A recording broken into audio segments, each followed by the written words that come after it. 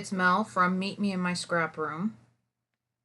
I'm excited to show you my first scrapbooking process video. I've got some lighting issues, but I'll address those on the next video. I found this sketch on Mercy Tiars 27-Day Scrappy Challenge Facebook group. It's in her summer 2018 board. The sketch is by Laura Whitaker. For this sketch, I am using Bo Bunny's Paradise line. It's an oldie but goodie from 2010. I have a lot of the 12 by 12 papers left, but as far as embellishments go, the only thing I had left was chipboard stickers and buttons. I used these 3 by 2 photos. I zoomed in so that you could see the pattern papers I backed the photos with. I had a bunch of previously cut strips that I layered together to make the vertical and horizontal strips. I tried to use that scallop circle I fussy cut from the cut apart sheet, but I just didn't like it. Eventually I go to my doily stash and try several different colors, but end up using the canvas doily there with the red heart in the middle. You are going to see a whole lot of fussing going on. I really struggled trying to get my photos to sit how I wanted them on top of the doilies. I used a Heidi Swap dot stencil, distress ink in the frayed burlap, with a blender tool to create the dot background. I also tore the ends of the strips and adhered the vertical and horizontal layers onto the background. I weaved a few of the overlapping edges onto each other. Next, I'm going to do some sewing off camera. Before I start sewing, I did a couple of things. First, I loosely traced the edges of my photo cluster onto my background. Once I could see where the photo cluster was going to sit, I chose where I wanted to sew my circles. This way I knew my stitching would peek through behind my cluster. Can you sew a circle without a guide? I definitely cannot. I show you two circle templates here. The first is by Crafter's Workshop, and the second is a piece of plastic canvas by Derice. I've had both of these in my stash forever. You don't necessarily need to use either of these stencils. You could use whatever you have handy. Trace a plate, a bowl, a pot, a lid, whatever you got handy if you need a guide. Since this is a stash video, I am using my stencil. When I sew on a layout, I do not sew directly over my pencil lines. I sew a hair to one side or the other. For example, I sew the first circle, then I erase the pencil markings. I use the first circle that I sewn as a guide for the subsequent circles that I sew. And I do it fairly quickly. I don't worry about being precise. I maybe sew a total of 4 or 5 circles, and each a hair apart from the other, overlapping some here and there. This is a still of the stitched circles after I pulled the threads through to the back and secured them with washi. We also had a guest appearance by Onyx in that last segment.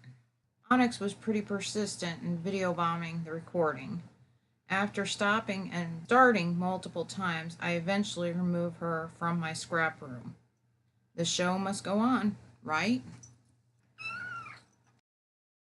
Off camera, I type up my journaling on a print from the line.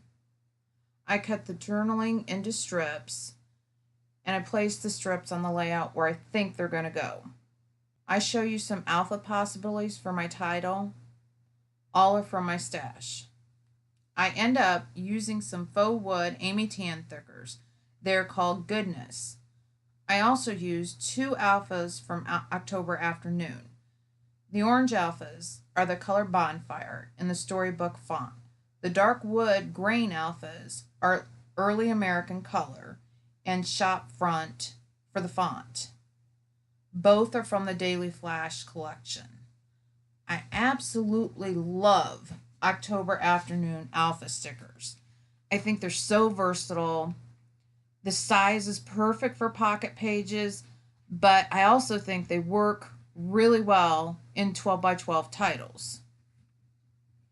I hoarded as many of these alphas as I could find and afford when I heard they were going out of business.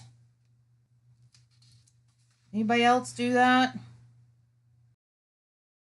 Here, I've lightly placed my title onto some plastic coated freezer paper. I prefer wax paper because it's clear, but I was out. I can move the paper around the layout and see where my title looks best. Another advantage to using a surface like this is that I can actually try different alphas, different fonts, different colors in the title before I commit. If I don't like a specific one, I can peel it off and put it back on the sheet it came from. I ended up using several pieces of ephemera from this pack by Cartabella. The collection line is Beach Day. Off camera, I dug through my beach theme stash and pulled a few things. I found a box of sea-themed wood veneers by Kaiser Crafts and some other miscellaneous veneers that I thought I could work with.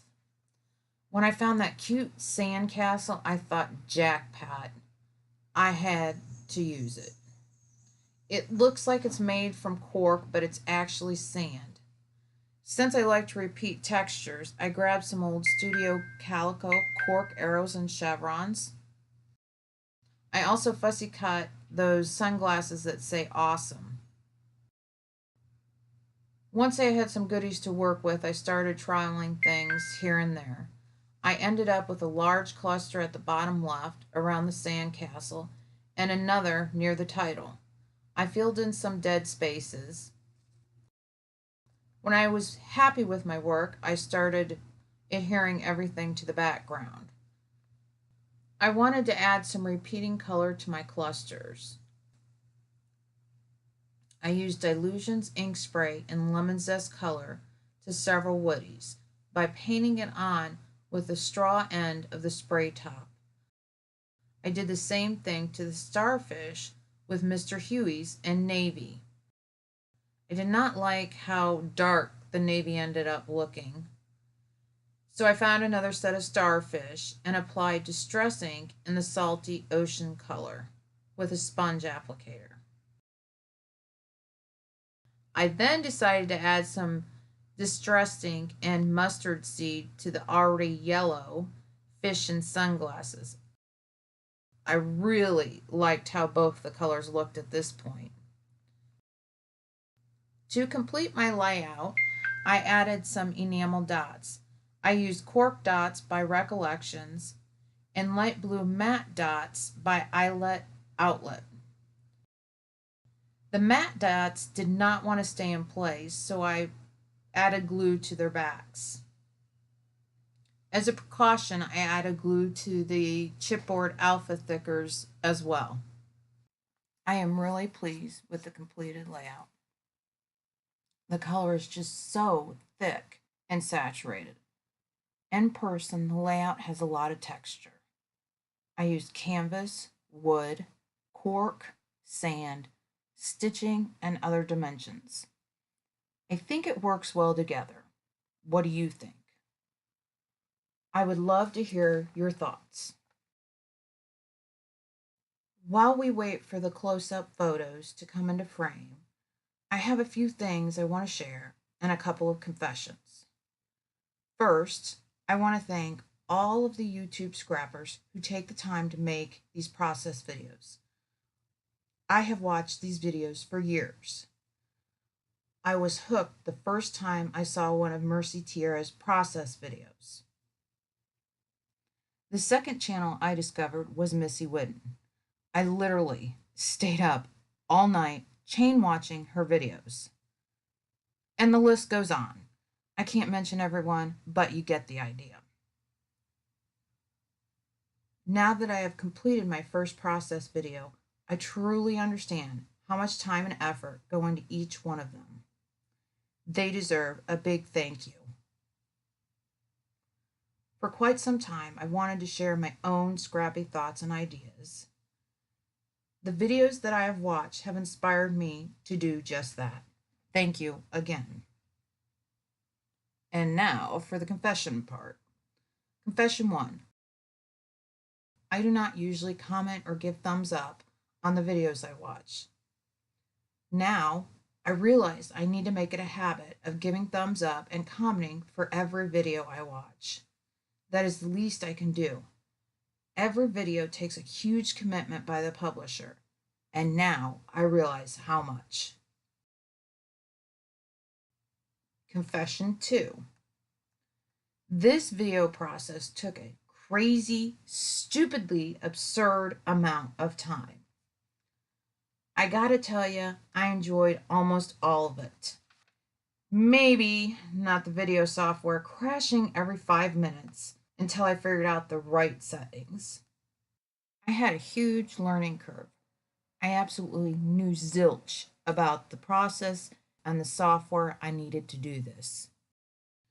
With that said, I am still very thankful and super excited to have this process video under my belt, and I'm looking forward to the next. I hope you enjoyed watching this video. Lastly, I want to thank you for meeting me in my scrap room and watching this video. I would love to hear any feedback you might have, what you liked, what you didn't like, what I could improve upon. Feel free to leave it in the comments section below.